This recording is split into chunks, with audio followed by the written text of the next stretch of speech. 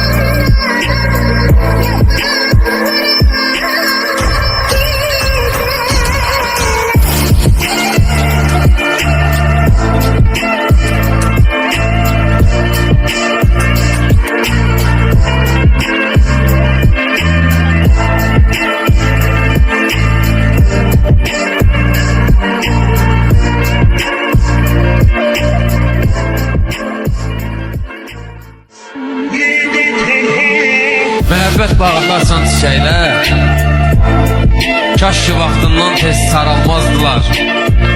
Allah insanları cüt yaratsaydı, sevənlər bu dəqiqə tək qalmazdılar.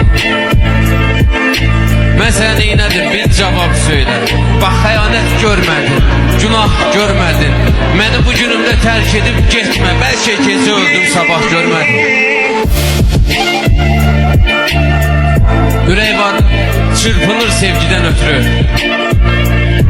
Ürək var, yaşayır hörmət xətirə.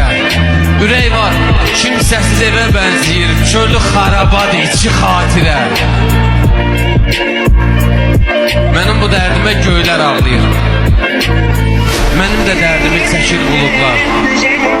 Buludun xətrinə dəyiblər yenə, həsrətlə göz yaşı tökür buludlar.